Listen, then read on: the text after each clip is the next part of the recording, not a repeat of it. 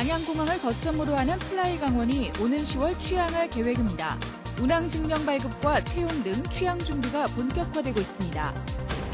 학령 인구 감소로 지역 대학이 위기에 처하면서 지역 경제가 더 침체되고 있습니다. 인구가 줄고 상권이 위축되고 있습니다. 도내 버스회사 노조가 오는 8일 파업을 예고하면서 영동 지역 시군들도 전세버스 임차를 준비하는 등 대책 마련에 나섰습니다. 지난해 도내 사업장의 대기오염 물질 배출량이 전국에서 두 번째로 많았습니다. 시멘트 공장의 배출량이 80%가량 됐습니다. 시청자 여러분 안녕하십니까? 뉴스데스크 강원입니다. 양양국제공항을 거점으로 항공운송 면허를 받은 플라이강원이 오는 10월 첫 취항할 계획입니다. 이번 주에 항공기 운항 증명 발급을 국토교통부에 신청하는 등 취항 준비가 시작됐습니다. 황병춘 기자입니다. 플라이강원은 오는 10월 김포, 울산, 광주 등 국내선 3개 노선부터 취항할 계획입니다.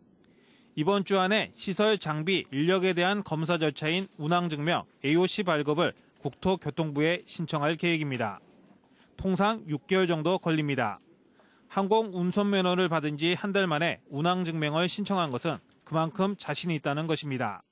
저희가 면허를 2번이나 반려됐지 않습니까? 그러므로 해서 저희가 단순히 시간만 보낸 게 아니고요. 그동안 수만 페이지에 달하는 매뉴얼을 만들어놨고 운항증명 검사 기간에 노선 면허도 준비해 12월에는 국제선까지 취항할 예정입니다. 현재 진행 중인 신입과 경력 직원 모집 경쟁률은 수백 대 1로 알려졌습니다. 항공기를 조종할 기장도 채용 확정 단계입니다. 비행기를 총 3대 도입하는데요. 대당 100여 명씩의 정규직이 필요하고 또 처음에 조직을 갖출 때 한 100명이 있어야 되기 때문에 아마 올해 내에 400여 명 정도를 채용할 계획입니다. 하늘길을 누빌 항공기는 B737 800 기종 2대를 구입하기로 계약했고 한 대는 추가로 확보할 계획입니다. 플라이강원은 저비용 항공사 LCC 대신 관광과 항공이 결합된 TCC를 표방하고 있습니다. 해외로 나가는 국내 여객보다는 해외 관광객들을 끌어들이는 인바운드 영업에 치중할 것으로 전망됩니다. MBC 뉴스 황병춘입니다. 해양경찰이 고성군 앞바다에서 39년 전 침몰한 경비정 선체로 추정되는 물체를 찾아냈습니다. 수심이 깊고 오랜 시간 동안 선체 상태가 좋지 않아 앞으로 어떻게 인양할 수 있을지 관심이 모이고 있습니다. 김영호 기자가 보도합니다.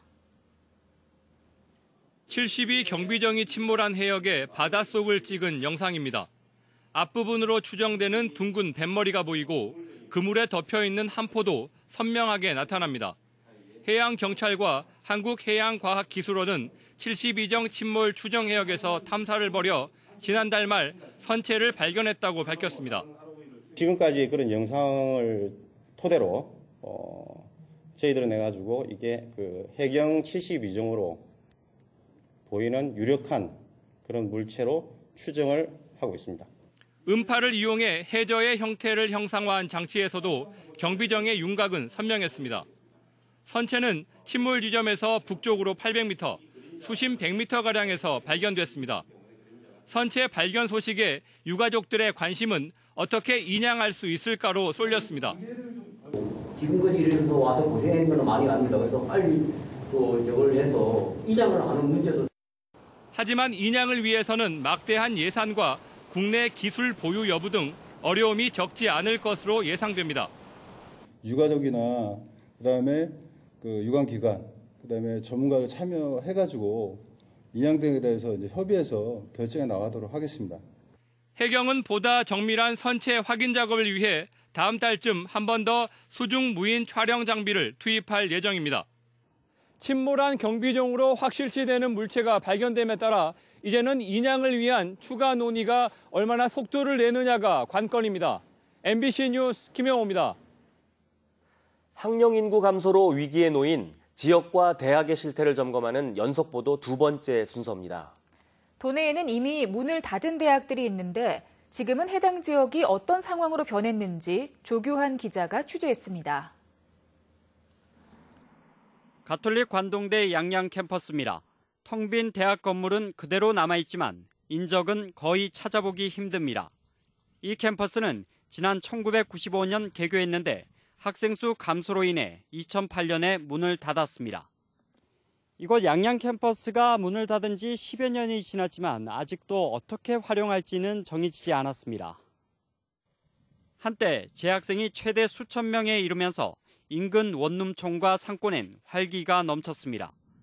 그러나 대학이 문을 닫으면서 지금은 원룸마다 빈 방이 많고 상가도 찾아보기 힘들 정도입니다. 대학이 그냥 나가고 나니까 조금 몇 년은 어려웠었지. 지금은 그냥 아저씨들 달세노 사는 사람들 이런 것만 조금씩 받아. 이런 여파로 양양군 인구는 캠퍼스 개교 당시 3만 명보다 줄어 지금은 2만 7천여 명으로 뚝 떨어졌습니다. 이렇다 보니 지역 경제를 살리기 위해 캠퍼스를 활용하자는 목소리가 끊이지 않습니다. 1년 전 한중대학교가 문을 닫은 동해 지역 사정도 비슷합니다. 1991년 전문대로 문을 연 뒤 4년제 대학으로 이어지면서 지역에 활력을 불어넣었지만 지금은 전혀 달라진 모습입니다. 원룸 건물마다 임대 공고가 붙었고 주변 상가는 거의 사라졌습니다. 대학로라고 불리는 도심 상권에서도 젊은이들을 찾아보기 힘듭니다. 지역 경기 침체에다 대학 폐교까지 겹치면서 한때 10만 명을 넘던 동해시의 인구는 1만 명가량 줄었습니다. 한중대학교가 폐교되면서 이 지역의 상권은 물론 거리의 젊은이들을 참 이거 볼 수 없다 하는 것이 안타깝고. 지역 경제의 큰 축인 대학 폐교가 지역의 침체를 더 재촉하고 있습니다. MBC 뉴스 조규환입니다. 강원도와 충청 호남권 8개 광역단체장들이 강원과 호남을 잇는 강호축 개발에 제5차 국토종합계획 반영을 정부에 건의했습니다. 광역단체장들은 공동 건의문을 통해 경부축 중심 개발 정책이 경제 발전 성과를 거뒀지만 국토의 불균형적 개발과 국가자원의 비효율적 배분이라는 심각한 한계를 노출했다며 이같이 건의했습니다. 특히 강원과 충청, 호남을 잇는 강호축 연결을 위해선 충북선 철도 고속화 사업에 오송 원주 연결선과 봉양역 경유선을 반영하고 제천 삼척간 고속도로도 서둘러 건설하라고 요구했습니다. 최북단 저도장이 오늘 개방됐지만 첫날 조업은 무산됐습니다. 속초해양경찰서에 따르면 오전 6시부터 어선 117척이 저도어장 조업을 준비했지만 출어 자격을 놓고 마찰이 빚어지면서 어선들이 모두 철수했습니다. 고성군 대진과 초도어촌계 측은 2년 이상 자격을 유지한 어업인만 저도어장에서 조업할 수 있는 자체 규정을 일부 선박이 위반해 조업을 포기했다고 밝혔습니다. 해양경찰은 내일부터 저도어장에서 정상 조업이 이루어질 것으로 전망하고 있습니다. 도내 공장에서 배출되는 대기오염 물질이 전국에서 2번째로 많습니다. 시멘트 공장에서 나온 대기오염 물질이 도내 전체 배출량의 80%를 차지했습니다. 이용철 기자가 보도합니다. 환경부는 전국 주요 사업장 굴뚝에 자동 측정기를 부착해 먼지와 황산화물, 질소산화물 등 7가지 대기오염 물질 배출량을 조사하고 있습니다. 지난해 전국 626개 사업장의 배출량은 33만 46톤으로 측정됐습니다. 지난해 도내 사업장에서 나온 대기오염 물질은 5만 2,810톤으로 16%를 차지해 전국에서 2번째로 많았습니다. 1년 전보다 4.9% 줄었지만 2016년과 2015년보다는 조금 늘었습니다. 오염 물질별로는 질소산화물이 90.4%인 4만 7,748톤으로 가장 많았고 황산화물 7.4%, 먼지 2% 순으로 나타났습니다.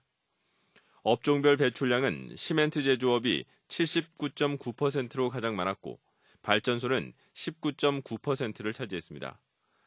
전국에서 오염물질을 가장 많이 내보낸 사업장 20곳 가운데 도내에 5곳이 포함됐습니다.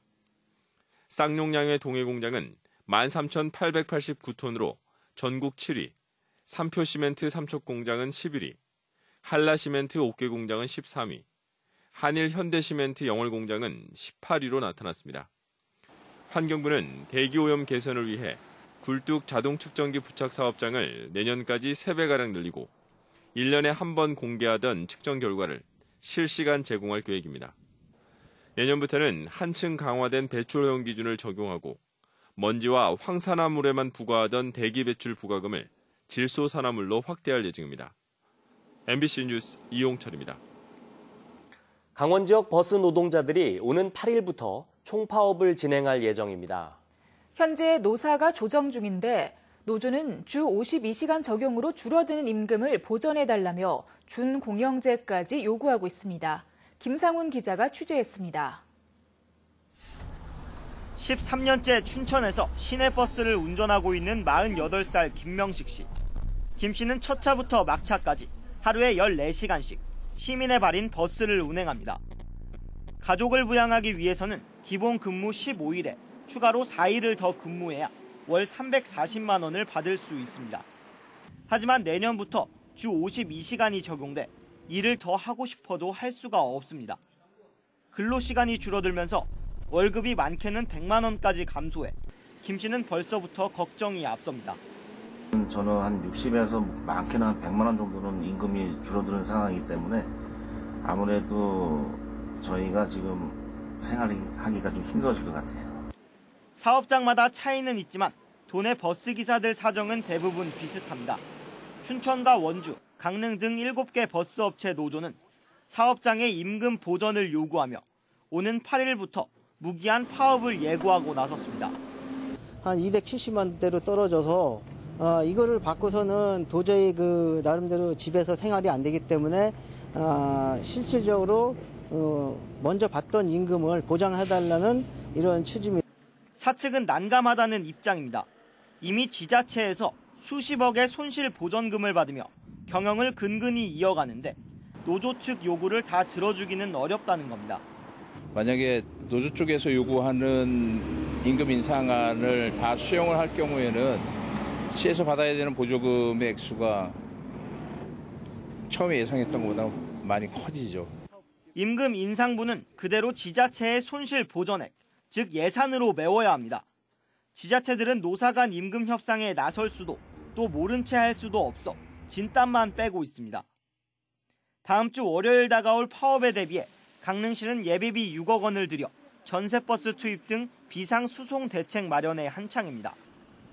주 52시간 근무제 실시에 따른 대책이 제대로 마련되지 않으면서 시민들의 피해가 우려되고 있습니다. MBC 뉴스 김상훈입니다.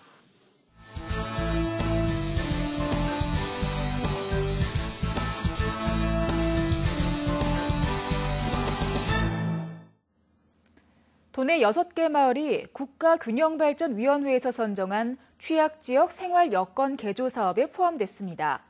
올해 선정된 동해시 부곡동 가마지기 마을에는 오는 2022년까지 59억 원이 투입돼 소방도로 개설과 노후주택 정비 등의 사업이 추진됩니다. 정선군 신동읍 안경다리 마을은 오는 2021년까지 33억 원을 투자해 빈집 정비와 문화복합공간 등을 조성하며 고성군 현내면과 강릉시 주문진읍 등 4곳도 주거 환경을 개선합니다. 강릉시가 올해 장기 미집행 도시계획도로 577곳을 해제할 계획입니다. 강릉시는 상반기에 동지역과 주문진읍, 옥계면 3개 지역에 장기 미집행도로 210곳을 대상으로 열람공고와 도시계획위원회 심의를 거쳐 해제할 계획이라고 밝혔습니다.